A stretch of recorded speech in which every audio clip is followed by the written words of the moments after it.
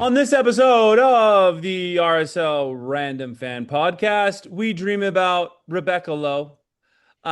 We also talk about many things, Leagues Cup, selling of players, great Little stuff. Kate Abdo. Little Kate Little, Abdo. little spice of Kate Abdo because we know who really is pretty.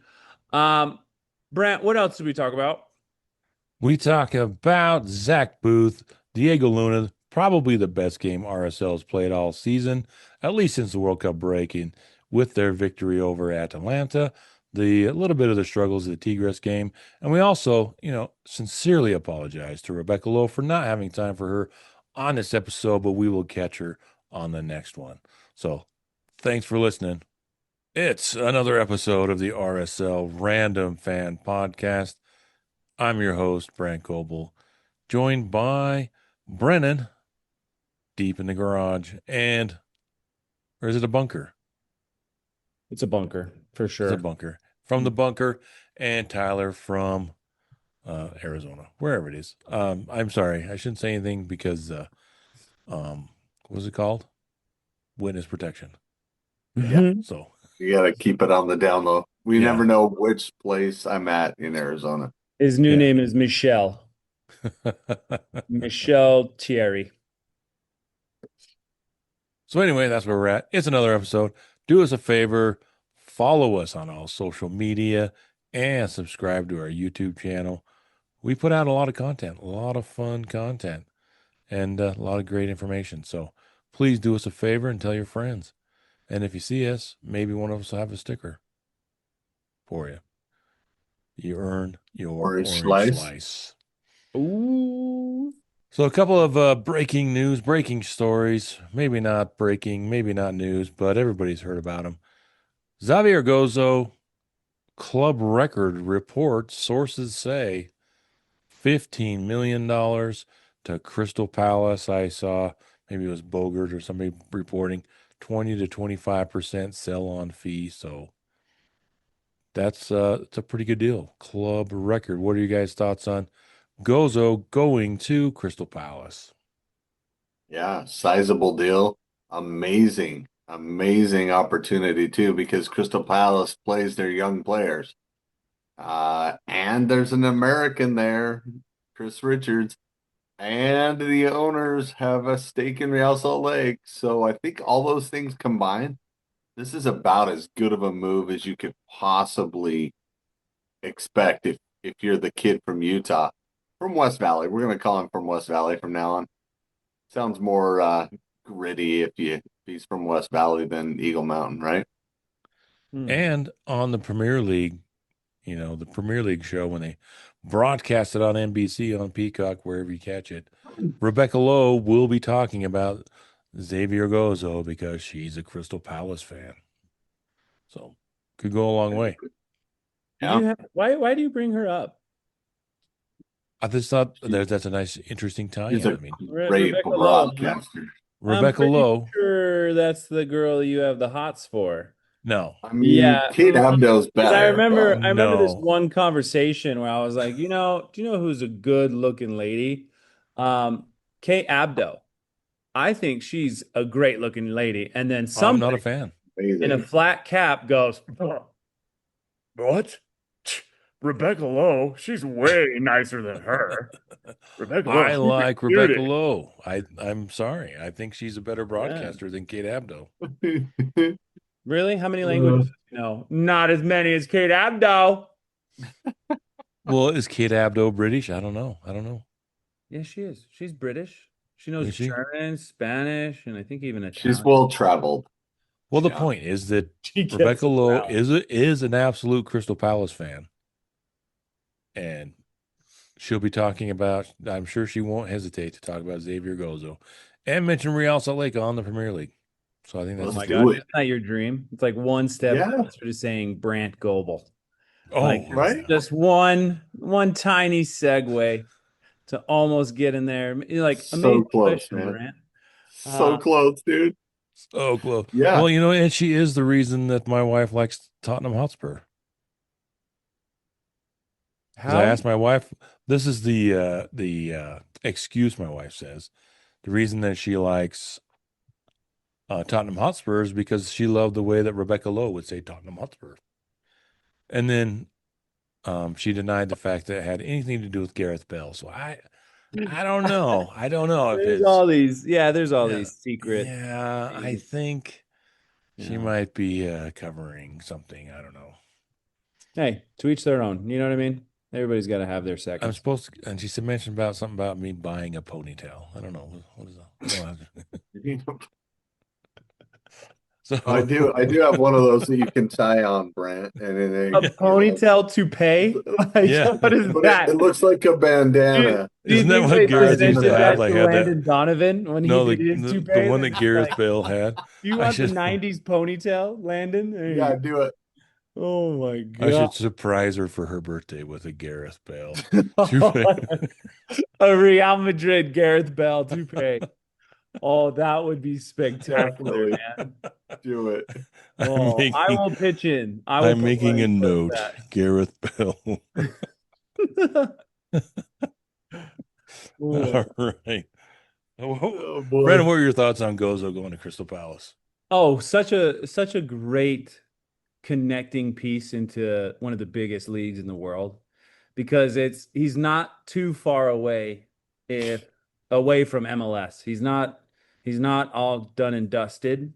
He still has that connection like Tyler was saying about how there's part ownership there. And it's a great little starting point for him. Um, I think the smartest thing RSL has ever done is put that 20 to 25% sell on fee.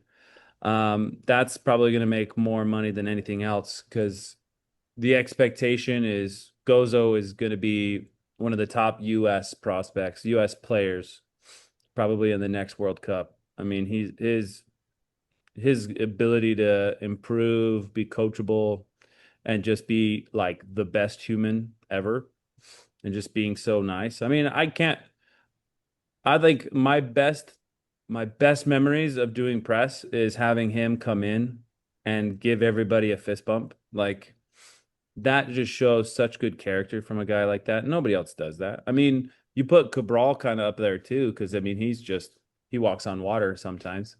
But Gozo just stands so far ahead of everyone that's come out of RSL. Talent, personality, everything. Yeah, he's a super, super good kid. I know Tyler and I, and maybe even you, Brandon, but we ran in the preseason the last couple of seasons. It was like 2 or 3 seasons ago in our first interview with Gozo, and he lives at home, and asked him if he said he still has to take out the garbage, and so I would ask him, "Okay, you still taking out the garbage?" Yep. Still got to. Yeah, So still he's got to got listen to a mom. Yeah, yeah. still has his head right on his shoulders, and just a decent kid. It was they had some other good interviews for the kids, but I remember there was one younger player that's no longer with the team, and the approach and the thought process was night and day compared to Xavier Gozo, and maybe it was just a different maturity level, different age group. But I remember Tyler and I interviewing someone, and at the end of it, we're like, "Whoa!" There was Come quite the on, Brent. You difference. can drop names. Well, I don't want to All disparage it because right. the No, point it's was not that disparaging. It was just a point in time. And even though one was 17 and one was 18, Gozo just yeah, felt like he was going to get there, you know? yeah, yeah. And we're not don't want to be negative or anything, but I'm not surprised that he's no longer with the team because somebody had focus, and it could be everything. Uh, it's not just the player, it's not just the talent, especially these kids. It's the family, it's the background, it's the support at home, and I think one of them had a little different support, and it maybe it showed. So Well, it kind of takes me back to that game when like all of the like bench players were gone for some reason. I can't remember what it was. There was some weird connection of like all our international guys went out to international play. Nobody was there. And we just thought, okay, they're going to fill the bench. So they called in Axel Kai and Xavier Gozo, and they put them on the bench because you can do that, I think, for 2 or 3 games a year. You can do that Oh, for your kids Jacqueline on the was on there Monarchs. too. Jacqueline, What's that? is that the game you're Yeah. talking about when Jacqueline was there? Yeah. Yeah, yeah, yeah. So then they all got in, and played like the last few minutes of the game. But you could kind of tell by the way, like after that game, we were all like, man, that's interesting that Xavier Goza was like back and forth and all around. He seemed to fit better than the other guys. You know what I mean? And Yeah. now here he is moving on already. So props to him. Like super athlete, super stud. Like I guess he never gets tired. He's always running full blast in 93rd minute, making long runs and whatnot. So hey, do it while you're young buck, because when you're 50, it just doesn't work the same way. Holy cow, you're 50? No, I'm 51, but whatever. Yeah, I who's can't counting? tell, dude. Can't tell. So yeah, I think Mr. Gozo is going to do well over there. I think being not necessarily a skill guy, in the midfield, but out there on a wing, I think, and his speed and the talent that he does have, I think it's just a great opportunity to play in the Premier League. I think the style, his talent fits really, really well. He's super talented, or he wouldn't be over there. But it's a position that I think you can excel in, right? Yeah, and Crystal Palace has had a great run of sending their players up, like Mark Gay. He was great there with Chris Richards, and then he moved up to Man City. You know what I mean? And then they had Eze, and he moved up to Arsenal, and you know what I mean? They're fine to be a feeder for the very top flight in the Premier League, and then like they'll play the kids. They kind of have that, you know, reputation. And so I think that's why this deal makes a really good sense. Yeah, and they also have a lot of games. If I remember, I did they win the FA Cup? Oh yeah, so they're in is it Champions League or the sec are they Champions League or are they They're in the yeah, Europa Cup, UEFA Europa League. there you go. So they made that. Um, Yeah. so they've got FA Cup, they got the EFL Cup, and they got the Europa League. So they've got a lot of games, a lot of opportunities for players to at least make the bench and get an opportunity to start. Um, and they had a friendly and they won 2-1 on Friday. Okay. Just checking it, just googling around, More trying to. random insights you want to Yeah, Google while we sit yeah, here and wait for you, Brand? yeah. Okay, no, but let's start talking about Or Leagues should we Cup. move on? I want to jump into some Well, we League have one Cup. more breaking news on RSL with them signing Lineker Rodriguez dos Santos, the Brazilian-born Houston native, joins Claret and Cobalt through 2027 sprint season. So they're going to sign him through the sprint season with options for the next two after that. But he's 24, and so then they signed him.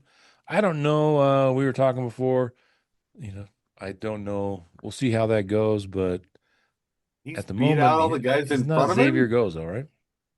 This is the guy that's beat everybody out, like with all the depth Olatunji. that we supposedly have, and like I don't see it. I don't see it yet. Maybe Pablo's got some secret sauce like minestrone dust that he will throw up on there that's gonna make this kid work all of a sudden, but he seems out of place every time he's in the game to me,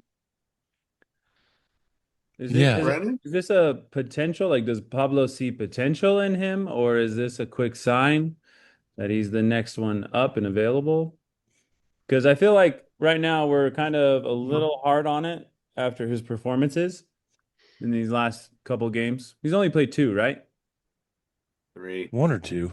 They've all been Leagues Cup, or was there one? I was a because he got the start away, right? Was it St. Louis he played? Yeah, I think he had Yeah. it. Yeah, I think they Hmm. mentioned St. Louis. Yeah, so Yeah. you can't play more than three and still be on the Monarchs. So you got to sign a first Yeah. team contract. But has Arcani's not better than him? Well, see, that was the first thing that I thought of. I was like, what happened to the rise and fall of Hazarkani? Like that kid at the beginning of the season, you couldn't you couldn't hope for more. Like that guy was checking every box. He was doing some golazos. I mean, he did that sweet Meg on the goal line. Like he's so talented. Like where Picked up I a don't know, knock though. maybe, The but whole maybe He it's did. just He an did. insurance policy against that. well, and I think But I'm gonna put my ideas towards okay, this is temporary, and Pablo sees that there's potential, and he's just kind of warming up to this new tempo or cadence that he's not used to, because there is a big difference in tempo from Monarchs to RSL, and that's always tough. Because I mean, Berea kind of had that same issue. He couldn't yeah, really match that tempo and still be as clinical as he was on the Monarchs, but. yeah, You kind of think like, but does you somebody have to be really special like Gozo to make a splash? Because like I don't know why somebody wouldn't just be all out all the time if you're going to play with RSL. Like if I'm going from Monarchs to RSL, I'm not cautious. I'm not trying to be like, hey, I need to be smart on the ball per se. I'm going to be like, okay, cool. This is what I do really well. Let's see if it works against these guys. Like there's no zero outcome focus, all process driven. It's crazy. I don't understand this at all. And also, too, it's like luck of the injury with Real Salt Lake a couple of times. Mm. Gozo, he came in because Mark Chuk and the other guy went out in Minnesota because of frostbite or was super cold. So he comes in, runs around like the Energizer Bunny, and never comes out of the lineup. Same with Emeka Anelli. If I remember right, someone in the midfield, Ruiz, Pablo Ruiz. Pablo Ruiz, thank you, got a knock, and Emeka came in, and then Emeka gets a knock, and he can't come back, and now Caliscan is cemented in the middle. So sometimes it's just kind of luck or bad luck for somebody else. So we'll see how it goes for them, but they are kind of stacked, and um, yeah, it's like there's a couple of players that are really, I think, on the bubble, and we'll see what happens this transfer window. You've got Mark Chuk and you've got Olatunji, who just cannot find their way into the confident play. I mean, I think Olatunji may have a little bit more support from the coaches or a little bit longer leash, but there's some players that you will. I don't know if they'll be here through the end of the season. We'll find out. Haven't heard any rumors or anything, but just kind of watching, trying to read the tea leaves. They're really struggling. Yeah. Well, and it's interesting they had an extended bench. I don't know if you guys noticed that, but the bench was like, was it 22 or 24? It was ridiculously long. The bench was so big. There were three keepers, and they just kept going on the people that were on the bench. They had to scroll through. I was like, what is happening? This is great. I love it. Everyone's on the bench tonight. But I mean, we should probably talk about the actual games and kind Yeah. of the way people played in those, right? I mean, if we're talking about Ruiz, Well, let's jump Well, into the yeah. Leagues Cup. Brendan wanted to do that, and I cut him off with the other breaking news. But before we get too far, 2 games in, the only 8 teams advance, 4 from each side. You've got the Group A, which is all of the Liga MX sides, and Group B, which is MLS side. So the top 4 from each side are going to go through, and it's going to be tough right now. America Juarez, who RSL plays to finish out the group stage. Cruz Azul and Leon all have 6. And that's the top 1, 2, 3, 4 teams. And then you've got Tigres, who tied out. We'll talk about them at 4, and then it breaks down 3 all the way down. And on the MLS side, the undefeated teams: Austin, Charlotte, Chicago, Cincinnati, Columbus, and Dallas. So the top 6, LAFC with 5, RSL with 4 and 8. So it's going to be really difficult. things could break and go their way. They got one more game, but that's where they stand. But let's jump into it. What did you want to talk about, Brennan? Oh, I just wanted to break down the games overall. You made a point about Olatunji, and I felt like the missing piece for Olatunji that makes him stand out was his set piece ability to be a little bit more offensive and win some aerial duels. And I think this last game against Atalante just it was one of the things that made us a little bit better was our ability to win something off the set piece. We were far more physical. We were able to get into certain spots that we normally wouldn't do against our normal MLS schedule. I thought that, man, if we could do what we did in this last game and put Olatunji in the mix, we're going to be so good in more than just one front, because I think Salons is so good with transition and through balls and just being on the ground. We used to have set pieces and Olatunji's in. We got some big dude trying to bully these little guys around. But yeah, I'm a little butthurt about Olatunji at the moment. I don't like that you guys brought him up because I feel like we're doing him a disservice again. Well, and here's the thing, and I hate to say this, Brant's gonna hate that I bring this up, but the refs call everything on him. They hate Yeah. him, dude. I don't know what it is. He's physical, but they call everything against him. And he's big and strong, and he's holding people off. He's not cheap shotting. He's not really fouling, but they think he is.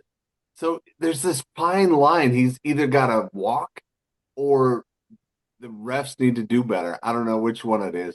I'm going to blame the refs, not Well, I, Olatunji. I will go You with can blame you. Olatunji if you want, but the No, I'm not refs call blaming. everything on him. And I, and it helped that Leon was flopping all over the place, right? Little bump here and they go flying. Little bump here, they go. I'm sorry, not Leon. I Tigres. watched the Leon against Orlando game, and that game was BS too. They had called some goal back. Stupid. Anyway, So yeah, Olatunji started the starting lineup against Tigres because they're pretty diverse lineups. You had Rafa in the back, and then Mark Chuk, Arias, Quinton, Engel, and Sanabria as the five in the back.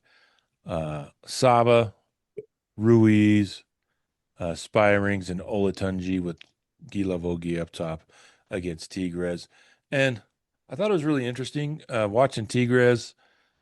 They had it looked like it almost looked like Make a Wish for a little while. Like they had their Make a Wish team out there because I know there was one kid out there, number 30, who I thought for sure he was going to get a header, a free header on score on RSL.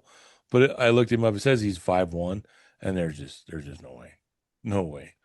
But they had a my few. favorite was when Quentin was man marking him, man. That was my favorite. 6'7" versus 5'1". That was odd. That was very odd. Yeah, but it was interesting. Tigres was really good. The game started, and I thought, oh man, this is going to get ugly because 6 minutes in, RSL gives up one of the easier goals they've given up all season Oh boy. That through was the run so play. easy. Yeah. So ugly. I was like, oh boy, that was so easy. So They simple. Yeah, they turned Quentin over at the half line, and then they got in there, and then there Then was a Engel cross missed in. the header. Yeah, cross Yeah, in. The Engel guy went heads it for the back header. over to hit the guy from Tigres, and just boom in. They Tap just in. yeah, it was. I thought, oh man, it's gonna be bad because RSL had not played well to start the second half of at the World Cup break, and then it didn't get that way, and I was really kind of surprised. I thought RSL buckled down and tied up the game relatively early. It was kind of like two teams going back and forth, kind of feeling each other out. Um, and RSL settled in, and Pablo Ruiz out of nowhere, RSL was putting the pressure on, and it was a lovely goal. Um, they I think they recycled the ball, and it ended up at Oh, I get Morgan took a shot and then it bounced back to him, and he just a lovely little touch, like a Matt Crooks esque little touch to get the ball What a right to. callback. What a There you callback. go. There you go. Right Oh, to yeah. Pablo, who just lasered it and caught the keeper standing still and beat him near a post. So Oh, so wasn't glad that to good see to Pablo see? Ruiz back. Pablo Yeah, with that it's sweet left foot. it's so good to see a midfielder be able to shoot from outside the 18. You know, we've been stuck with a lot of defensive minded, not really keen on putting the ball to the frame kind of midfielders, and it was cool to see Pablo do what he did, 2 years ago. But I gotta say, we played terrible. I don't know what you're talking about. Like that whole left side attack was awful. You like if you watch Mark Juke, that was something where like okay, he's gonna be sitting on a cushion for multiple games going forward. He has not found his ability to stay on the field. Um, I think this game is probably that Tigres game was the most disappointed I've been when I've been very just level-headed, like I've not really had an opinion. But this game, with the way Tigres moved, we should have been so creative. Guy Lavogi was able to move the ball forwards. Olatunji didn't really dribble too much. We kind of got lost in the midfield, and the five in the back is kind of our Achilles heel with most of our attack. Like I just don't understand the five in the back. I I'm So thought I'm feeling by myself on this one, I think. no, and, like I get what you're saying. Mark Juke, like, here's what drives me crazy as a fan and as a center back, we'll say. Ooh, this segment Okay. is called What Grinds the Center Back's Gears? Tyler Thomas. What grinds But your gears as a former center back of Hunter High School who did make it to state? Coming every at year, you hot. every year. okay. Anyway, so when you're playing center back and you work your tail off to win the ball back and you play it out to your winger who's supposed to be this dynamic, go get him, run at the defense and scare him kind of kid, and you run at the defense one time, I saw. Now, you could probably make a case that he did it twice, but that's it. He only ran at the defense one time that I counted in the whole time he was in the game. Run at the defense, make him nervous, do these darting runs, have a move. Maybe you mess it up once. That's okay. Don't quit going at him because the one time you get by him, everything else falls apart. They were doing a man marking defense. Atlanta did the same thing. It was a man marking defense. And as soon as you beat one guy, that whole system falls apart. So if you go at him, and that's why Gozo was Gozo. He would go at people. He would try to beat them down the line. He had two or three mixed moves in there. Yeah, he didn't have 10. He was no Henri, but he's a work in progress, right? So have one or two, three maybe that you can do. Zach Booth's doing it, right? He's going at people. Like, have a move. Go at them. But if you don't, well, I mean, if you mess up, we'll cover you, right? Mess up going to goal though. Don't pass it back every single time. It's so disappointing from a fan perspective, from a media perspective, and from a former center back perspective. Doesn't just grind your gears, man. Just Just grind. grinds me up inside. Go at him. Well, Mark Chuk did get subbed out in about the 65th when it was, 62nd or 63rd minute. And sitting next to Brennan, I think, didn't you say that might be the last time we see Mark Chuk for a while? You did Yeah, say that. it's one of those performances where you think, oh, Minestrone, the way he, I guess, figures out who plays, who doesn't, that type of a performance is going to be bench worthy for a while, with the exception of something happening and he's the option. But yeah, And he not did. not I don't impressed. even think he made the 18 in the next game. So It Oh was wow. very And prescient. then Booth came in and scored. Oh, we need to talk about Booth because that was good Yeah, and bad. so let's talk about finish the Tigres game. I thought it was interesting because the RSL had some opportunities and they didn't put them away. But Tigres, I really thought Tigres was going to get that second goal. I was super surprised that they did not get the game-winning goal. Were you? Were you guys surprised? Because it kind of felt like the game was tilted in their favor a lot of the time. Looking at the stats, they had almost 60% possession. Um, so I was kind of surprised they didn't get a second goal. Well, I'd like to compare and contrast the two games because I think that really kind of Well, let's do that. explains our play. So Tigres compared to, I'm saying it right, Atalante FC. Yeah. It looked like Tigres from the goalie to their striker. Every single player on Tigres, even the how you said incredibly not professional, Make a Wish 5-1 guy. Um, every single one of them had the ability to possess the ball, make many, many touches without a pass, and can strike.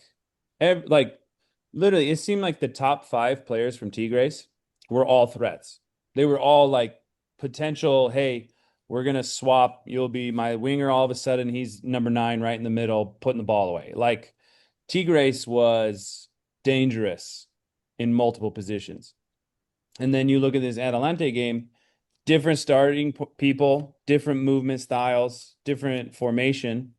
And because we were so free to be dynamic and passing, and I think the whoever decided to pass the way we passed in this last game needs to get a raise, and he needs to be the tactics guy from now on. Um, if we had the team we had against Atalante, Tigres would not have been as great as they were. Do you know what I mean? But I got to give it to Tigres. They were.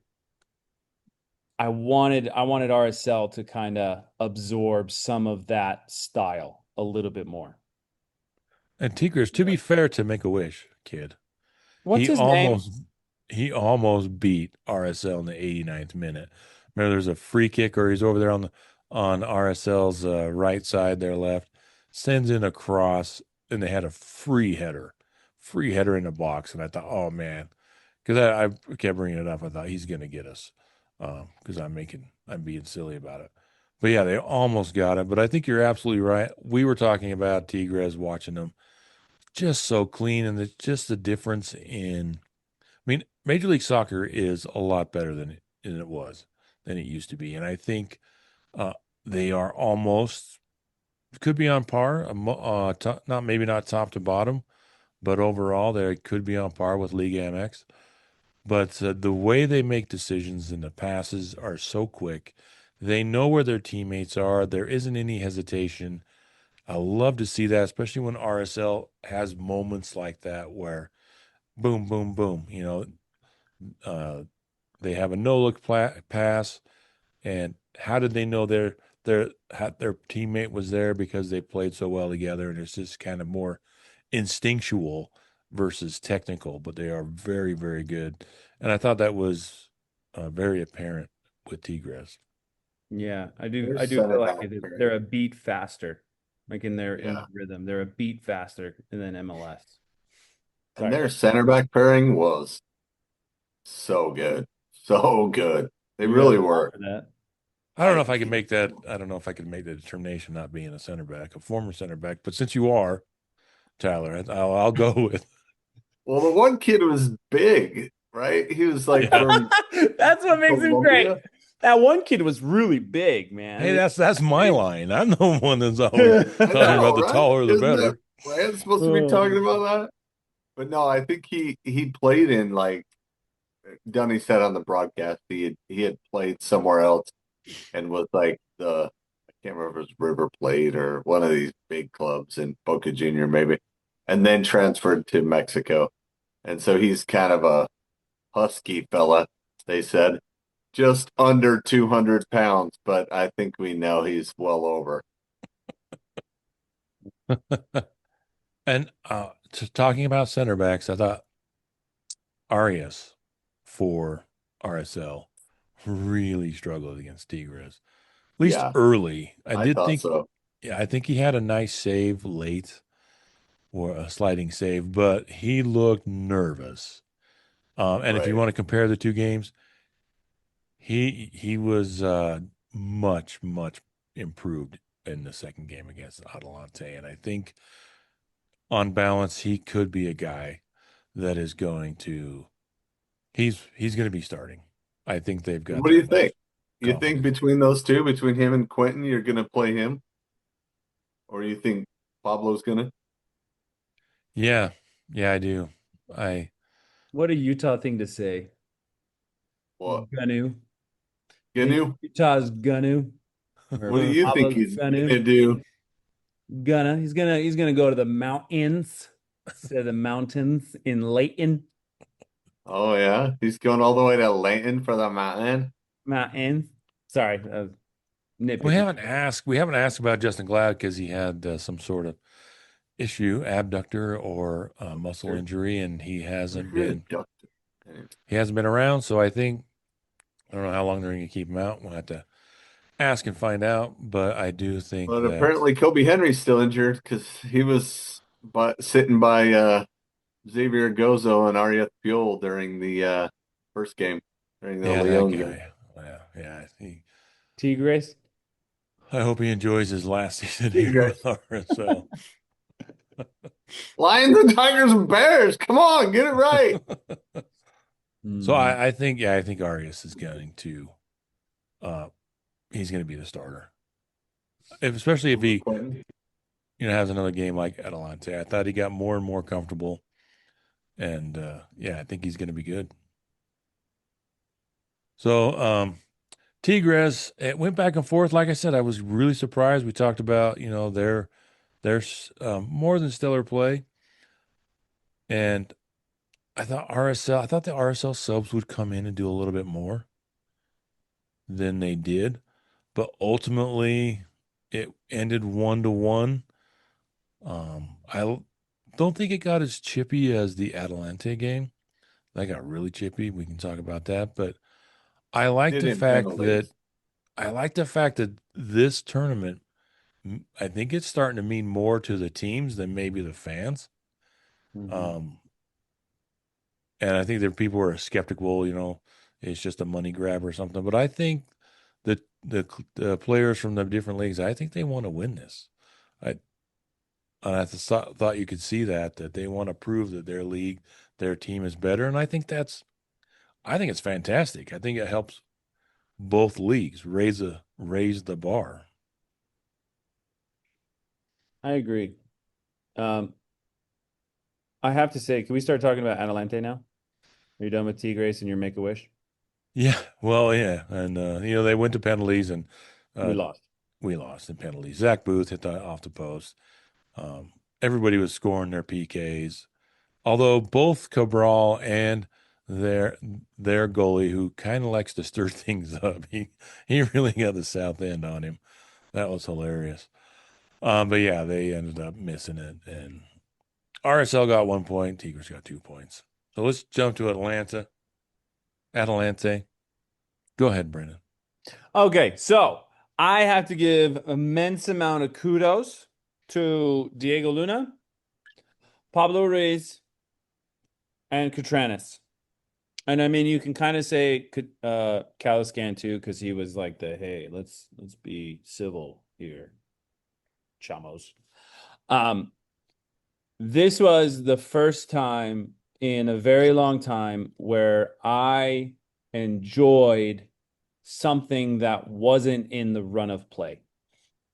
For the first time in a long time, I saw Diego Luna turn into Javier Morales and a little bit of Kyle Beckerman. I loved his distribution in this game. I loved his pass to Salons off that goal line, like his little tiki little touch and then pass to him. Brilliant. His tenacity to not allow any of the Atalante guys to get away with much. Like just to prove a point. Like I want that RSL so bad. Like if they could guarantee, hey, we're going to be fierce, we're going to get in people's business. We're not allowing anything cheap on any of our players. I will buy season tickets immediately. Like I would be in there like, cool. I want to be as close as possible because it was so enjoyable to finally see something bad happen to RSL. And then you see Diego Luna on the lower part of his thing get into a challenge and just bump like shoulder to shoulder, let him know, hey, I didn't agree with that. And the Atalante guy knew exactly what Luna was doing because he popped right up, didn't say a word, and just kept going back into his position. And then Catranis getting in somebody's face because they got into our face, like, oh man, I was enjoying this game so much. Like the score was great. That's awesome. I'm glad we scored so many goals. Congrats. But the fight and the way we stood up for each other, that's what makes me a fan of RSL. I haven't seen that in so long. I missed it. I love it. Sorry, that's my rant. And to Oh, I your loved point, it. RSL jumping down the lineup had MLSsoccer.com has it down at 4-4-2, so a little bit better, different than because you had Cabral and then you had right back Arias and then Yedlin, Engel, and Catranis. I think that's probably backwards, and then Booth, Spearings, Caliscan, and Luna, and Gilavogi and Solans up top. So I think you're absolutely right. I thought also I Oh, think I this missed, was I missed, I missed Gila Vogie. Sorry, he was also in the scrum of like, don't talk to me that way. Like this guy, sorry, Gila Vogie. Props to him too. Sorry. I thought this No, was the best game RSL played all year. Go ahead, Tyler. well, I was going to say Guilavogi started it, right? He dove in on that tackle that freed Luna up down the line, right? He kind of got everybody going from the very beginning, started pissing him off real good, right? Let And me then ask you about that because I was really surprised that that did not get called back because VAR did a terrible job. I thought Gilavogi stomped right on his foot. He got the ball first, and I don't know in the rules or in the laws of the game that getting the ball first is even in there. Yeah, he got the well, touch, but he did stomp on his foot. So I was kind of did we've he seen the stomp on his RSL get foot? red cards for that. Wait, did he really stomp on his foot?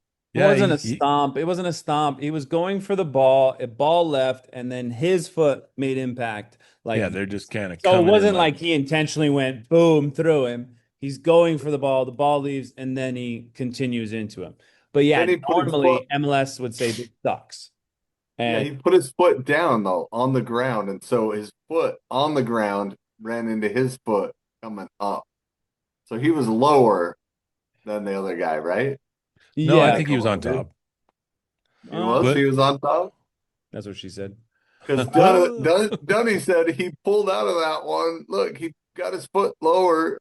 So I didn't know if it was lower than what I've anyway. seen, and not with a microscope, I think he got the top just kind of like he got the ball and the other guy's kind of, it was incidental, but we've seen REFPO get a red card for that, right? Depends on So if it's messy or not. If it's messy, that's a red oh card. yeah. If And it's and a anyone 4-game else, suspension. yeah, And absolutely. yet, finally for RSL, we get one call to go our way that should be going the other way. Is that what you're saying? Hmm. Because Yeah, I here's the find that thing. it doesn't, but I think there's going to come a time where RSL fans are going to go, "Hey, that they should have called that back on," and somebody's going to go get a goal on us. How it all evens out, and then we're have to go. Well, you remember when Gila Vogie stepped on the guy's foot? But it was a great play by Luna to dribble down the end line, and he really had him confused. The nice thing about it is there was like 3 RSL guys crashing the box, and he just passes it back to Solans. And I love Solans, and I think he's going to stick around RSL for a while. I don't think they're going to get rid of him. Uh, if he had connected on little higher percentage on his opportunities, I think he might have disappeared this window. But I think he's missed enough that people are like, oh, we'll You know wait what? and I want to see. see those stats. You brought that up in the other game too, and I got perturbed. I got a little upset. I I haven't think done the my fact, research. It's all anecdotal. well, that's what I mean. Like, I want to see the stats of XG versus like completion or whatever it's called. Um, Solans creates so much on his own. Like, he creates so much. He has so many goals. Like, in my opinion, I think so because Solans isn't so vibrant on the field. He's not a US player. He's not a homegrown. He just doesn't get the publicity that Gozo got. I still think he's Oh, like I think he's great. hands down one of the best strikers we've ever had. Sorry, Sabo. No, and you know what's cool on that goal is if you watch his run, he's there early, but he doesn't just stand there and wait. He realizes Luna's going to be here and he's going to have to change his angle. So he makes a sideways run across the six and then stops and waits for Luna's ball and then attacks it and just smashes it right in. Like that was a striker strike. Like that, like that's pretty rare that people put themselves in that position to do that cross right. Like that's hard to do. And he made the sideways run, and when everybody else was crashing the goal, and Luna had that whoop step over, then he made that noise on the broadcast. Whoop. And he did the little step over and then crashed it back because the crashers were the decoy. And so Lon stepped out perfectly for the right angle, and Luna just laid it right off to him so he could one touch it. And that was a striker strike. That was beautiful. And to Brennan's point, his question, he did have two other one-on-one opportunities in this game against the keeper. One in the first half where he tried to chip it, and I think he was between two Oh minds. man. And the keeper, he had the keeper going the wrong way, but he did it was too soft, and the keeper reached back and grabbed it with his right hand. And then in the second half, he had was one-on-one to keeper, and he sent it off the post. And I think He How has many a really goals did he good have turn. though? How many goals did he have? he had one when he could have How had many did three. Gozo have today or against this team? Zero. Okay. So let's put that in perspective for you. While Well, Gozo was Gozo put out away there all of his counting opportunities. How's money that? and all that Gozo put stuff. all of his opportunities away. See what I mean? Like somebody goes 100%. to work and the other one gets all the praise. No, I love. Any I sense. Salons is growing on me, and I think if he just stays confident, there was another time too where he was kind of pissed because he found Zach Booth, and Zach Booth took a shot when all he had to do was lay it off, and Oh my gosh. Salons Oh was the yeah. top of the And Oh then top of the my and box. God. then the Facebook started lighting up. So Facebook has this group You and are they're all 51. Holy Salt cow. Lake Did you City just guys. say Facebook was lighting up? Or like I know, it's Facebook? so funny. No, Yeah. Facebook doesn't light up. So funny, Facebook is man. still Facebook using like lit kerosene up. and like turning on a lantern and like No, it's that in fluorescent my light day you that had to be home the, before the lights came on the street. So this guy posts on Facebook, he's like, freaking Zach Booth can't hit the broadside of a barn. And then like he scored in like the 50 something minute. And everybody just lit him up. They're like, oh yeah, he really sucks, Oh man. no. Oh no, no, no. I fully agree. So Zach Booth, so quick, so good, movement wise. I mean, his heavy touch, that one where he kind of got a tug and then he was in the box and he kind of did that touch that went a little away from him. And then he shoots left or passes left or just, I don't know what it was, if it was a pass or a shot, but it was some serious MPH. But he was just, you're seeing like crap. He can get behind people. You can do some Gozo things, but the finishing is not there. And I And remember then he another scored. that same attack, like he's had success when he just put laces through it, like when he just did a straight direct ball. He had that success that few games back. I can't remember which one he won, where he just went down the Yeah, right he went side. high to the near. Yeah, Yeah, and he just went Minnesota. Yep. high. But man, he was getting too much of the outside of that ball and just sending it parallel to the goal line. Just everything was parallel. Nothing was on frame. I I like him, but man, it's like But crap, we're in a rebuild. but also like think of it like this. When he was going at people, he was going at them. And the other guys, the defenders, were jumping the passing lane. So when that happens, they're daring you to shoot, and you kind of have to. You know what I mean? Because as a center back, if I'm watching, Luna come at me or Zach Booth, I'm probably thinking I'm going to try to let Zach shoot it rather than Luna, right? And if I forced him to his weak foot, hey, that's all I can do sometimes, right? And then Zach comes through, shanks it. The second one he got closer, the third one he got closer, and the fourth one he scored. So to me, like, yeah, it's not high percentage, but he keeps getting the quantity because he's creating those moments and getting past his guy, freeing himself up, and then hopefully looking to set up other people. But when the situation calls for it, you got to be willing to shoot 3, 4, 5 times. And they talk about him, and Pablo's talking about in the post game, almost like they want him to slow down a little bit because he is so dang fast. He's surprisingly fast. And he got the second goal. But before they got to the second goal, I thought it was really interesting talking about the VAR. Solon's had a wicked turn. There was a couple of these. Not only Solon's, a couple other players. I think Luna had one, Gila Vogie, where they just turned the Atalante guys right at the midfield line.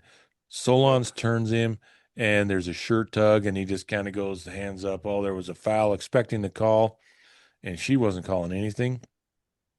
And then Atalante turns it over, and the Anderson Julio's half brother, Johan, I think it was Anderson. He goes down there, gets 1-on-1 as a beautiful pass, breaks to his right, cuts back to his left with the shot that gets past Cabral, and it's 1-1. And you're thinking, oh, it's going to be a game, but they went I to the don't think it was VAR. Julio that scored. I think it was the other guy, but go ahead. Anyway, just had to get in there. Anderson Julio's half brother played for Atalante. They kept talking about it. It's a great joke. So Everybody's going to remember that on the next podcast. yeah, half brother, Make a Wish, and then half brother. So Yeah. just remember that. That's how I remember the two games. If you want to, you just bring And I up. met Hey, his dad. we if want to that talk about makes the Make a Wish you game, feel or you want to better. talk about the half brother game. So anyway, they turn around and they go to the VAR, and then they saw the shirt pull, and then they kind of turned it over, and then Atalante's coach Miguel Herrera just kind of explodes, and somehow in the first 20 minutes gets himself a red card, and then gets sent off, and is up there somewhere in the stands with a walkie-talkie the rest of the game. Did you see that? Yeah, it cut to that in the feed a bunch. Do we know what he said? Over. Because that's kind of a rare incident that just goes straight to a red card. Fourth official says something, and then she immediately runs over, and puts a red card up. Like, no. Yeah, I don't know that I saw. I didn't do any research. Not that it matters, but I don't know. Did either of you figure out what it was? Obviously, it was something good to get her straight red. No worries. Just pause the podcast while I look it up. Inappropriate. Now, here's the thing. For me, like, such weird reffing. Both games. Both games. The first game was a little more consistent, but I didn't like the every time that two players bumped into each other, if a player fell down, the foul was on the other guy automatically, right? Consistent, but consistently bad. In the second game, the she was all over the place. I don't know what she was thinking. Like, especially with that call where he breaks away and maybe bad angle. Maybe you didn't see the shirt pull. Maybe you thought Solange just gave up on the play. I can understand that. But 4, 5, 6 times like that, like it got ridiculous. Diego Luna's getting like guys sliding at his ankles. Like if he Oh. sticks into that, Dunny's like that would have broken his ankle, you know? And Yeah, and she's like, play on, nothing. So Luna has to take it into his own hands, he feels like, right? Yeah, it gets a little I ugly. would not have given her really high marks. Well, I think you're Especially right. number 16 there. He kept going at people, kicking out. He threw hands at Sanabria. Like he just threw his hand into his face and she did nothing. VAR did nothing. No one did anything. And Yeah, it's stuff like that that you just get frustrated at. You're like, come on, people, what is solid C happening? plus. Oh, D minus, bro. D That was minus. some Okay. bad refing. And it almost escalated into a brawl. And if it almost escalates into a brawl, you probably didn't do a good job as a ref. No, I 100% agree with you. I thought the teams did well not to let it get into a brawl, although it did get to handbags. Uh, one more step would have been a brawl, but I thought she really was inconsistent, and I don't like to see that from any ref. I think you have to call fouls. You can call too many, and you can call not enough, and which was the case here. There's a sweet spot where you need to be, and excellent refs, good refs, find that sweet spots more often than not. So, and But with if you're the gonna err, if you're gonna err on the side of calling too much because then the game slows down. The players' heads come back. They can calm down in their own heads a bit, overcall it for a few minutes, and let that dissipate, right? But if not, then you get Katranis going up into the sideline and like seeing the guy that just took out his buddy, and he's like, I gotta throw my shoulder in there to protect myself. I get it. and Get you it. have to take into account that this is a game between two different leagues, two different competing leagues, two different competing cultures, football cultures. Yep. And I think there's a higher responsibility for the officials to keep these games under control because they can get incredibly passionate. They're not the World Cup, but you've got two competing leagues going against each other. I think there's a step of intensity in, in these games over just regular MLS games in the regular season. Get closer to the playoffs, get into the playoffs, the intensity ratchets up. But these are games that the intensity has the ability to get really high really quick. And you have to be ready to blow your whistle and pull out a yell every once in a while. Random thought, because we're a random fan podcast. Absolutely. How would you think two center officials would work? Do you think that would help kind of organize the chaos a little bit more and be able to see things a little bit clearer so that way there's two angles to every challenge, pretty much? That's what the NBA does. They do three, right? Yeah. Yeah, because I mean And the AR's got a simple role. He's checking line and then obviously some foul play stuff. But two yeah, I center, like it. I yeah. like if the VAR plays a more active role and becomes that second center rep, right? When something goes amiss, when you're like, ooh, that guy really went in hard on Luna, and then all she does is card Luna after he gets clocked 4 times in a play and tries to stay on his feet and battle through it, and then kind of shoves the guy after. Luna gets the yellow for that? No, no, no, no, no, no, no. That is some poor refereeing. You go back and you yellow card at least one of those other dudes. At least Well, one of them. why didn't VAR help out? Because I mean, it's obviously a potential red card, like Dunseth was saying, like going in from That's what behind I'm like saying. that, and that continuation with because he first touches him with his right leg, and then he slams his left leg through him as he's already gone through. I mean, that's definitely a Yeah, red card. and even if you call them down to the monitor, there's the threat of them being kicked out of the game. And even if they don't get kicked out, at least they're like, phew, Yo, I got dodged to the chill. bullet. Yeah. I better, yeah. You know what I mean? At least there's that threat to kind of calm the game down again, right? As an official group, you're with the VAR, you're part of the official group. Calm them down. Send her to the monitor. Let her see everything that led to that yellow card for Luna.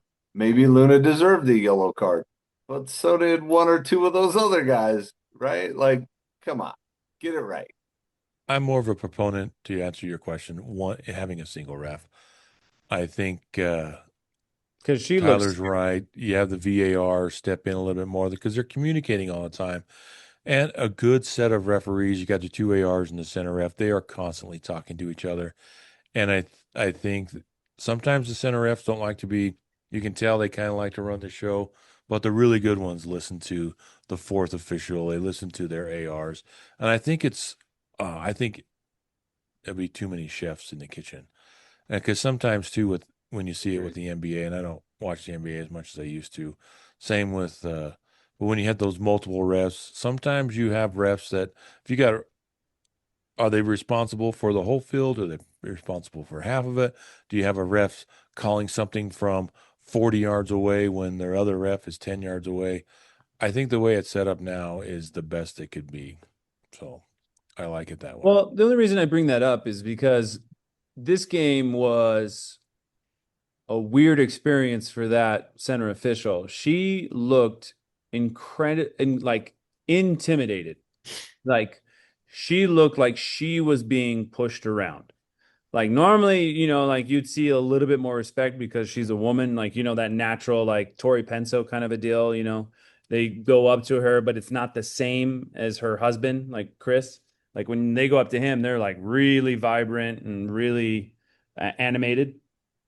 But this game, it was like they did not care. They had zero respect for her. Like they were making her life so difficult. Like where is that control coming? Like why can't we have that control? She didn't blow her whistle. That's why she didn't have control. I think Right, Tyler's but right. hey, they're always talking. They're always working together. Like why aren't they talking so much that they're helping her? She's the one with the whistle. She should have called and set the tone.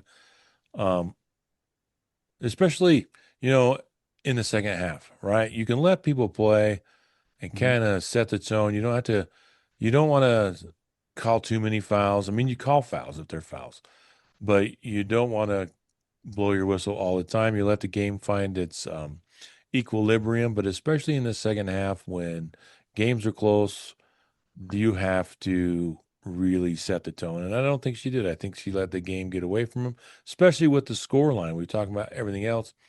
The games get RSL out went of up hand. 1-0, and then their goal got called back, and it was 1-0 at halftime in the game.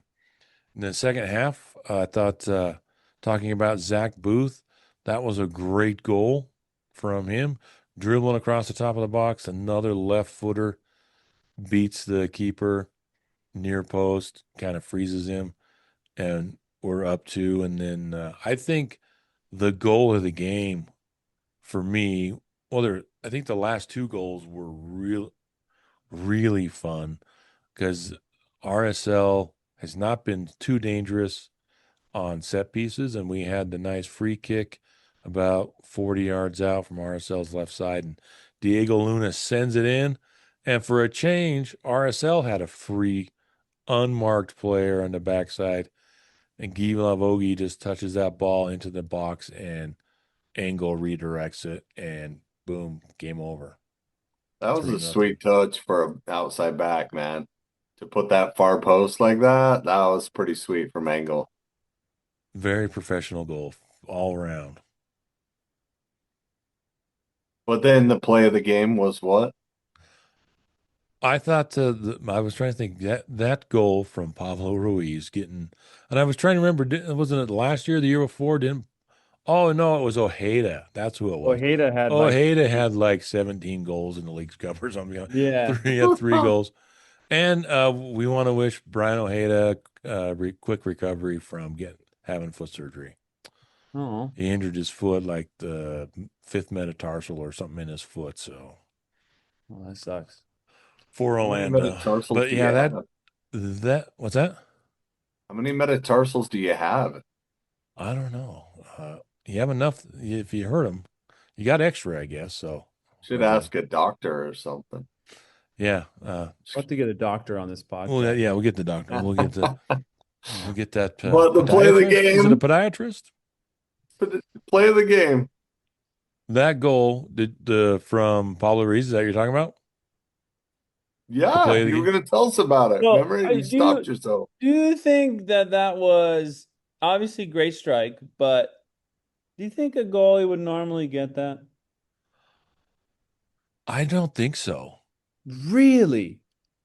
I think that if you watch it, because the ball ends up to Pablo Ruiz, and he does a great job knocking the defender who tried to take the ball off him, shoulders him off, and the guy goes down. And the way he hits that with his left foot, there is a ton of spin on it. It's like it was like as soon as it hits the ground, it just curves around the keeper. There was so It much was like a spin on kick it. serve in tennis. It was awesome. Yeah, and it's just I like, was yeah, hoping that I was hoping they were going to say something like, he hits it with all the anger of 1,000 frustrations of two knee surgeries and, like something like that. Because he was getting animated in the game too, and he was kind of getting right in the mixer with all these guys. And then, he's still coming off like his second ACL tear, and he still smacks it into the far corner, man. That was sweet. Yeah, his anger that was probably built up into that point probably helped him, is all I'm saying. Yeah, it was nice. And Pablo played well in both games, Pablo Ruiz. And so that's got to be pressure on the coaching staff to get him more minutes because he's playing really well. So RSL ends up getting the win, the highly contested, the chippy game 4-0, and they have 7 points like we were, well, they 4 points. They might get through with 7 points if they beat Juarez, but Juarez has 6 points, and yeah, it's going to be tough. We'll see what they do in the next game. They may, if it was me, and I know you're not asking me, but I'm just going to share. If it was Hey, me, what I do you would put think, the Brian? started. I would put the same lineup out that started against Atalante. Put your best 11 out there, and then see how it goes. Because a couple of teams play, I think Cincinnati, and there's three of the teams that are higher on the table than us that play. They start like at 5:30. So by halftime, we should know how close RSL is, what kind of chances they actually have to getting 3 points. Or even And if they can qualify, right? yeah, you should have a Yeah. good idea at halftime. If RSL is down 2-0, yeah, they're not at halftime. Or if they're winning at halftime and the other scores are going our way, then I think you can keep it going. But if it's not, you put your starters in, you let them get a good 45 minutes, and if at halftime it's just like, hey, you guys, it's not going our Yeah, way, there's then you five sub teams out with three you sub wins. out your Yeah. what's that, Tyler? Yeah, there's five teams with three wins each, then just sub in the kids, right?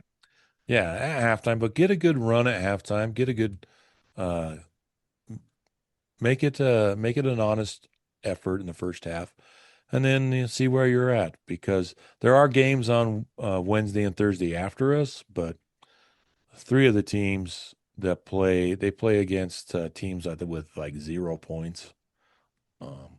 It could be like, hey, there's really no chance for us, but it could be a good opportunity to get them to 45 minutes and then see what happens, make the adjustment, then sub them all out and get that Lineker kid in there and let him go to town and get a hat trick or something. But Right. I think at the moment the odds are Sure. they're long. They're not zero. The RSL could advance and be one of the top four teams out of Major League MLS, the MLS side of the bracket, but be a But lot of they work. are like Brennan's hair, long and lush. No, Sorry, I keep pulling it back. I apologize. no, yeah, yeah, Jealous, yep. jealous. So, any other thoughts on the Leagues Cup? Do you guys like the tournament? Do you like how RSL's playing?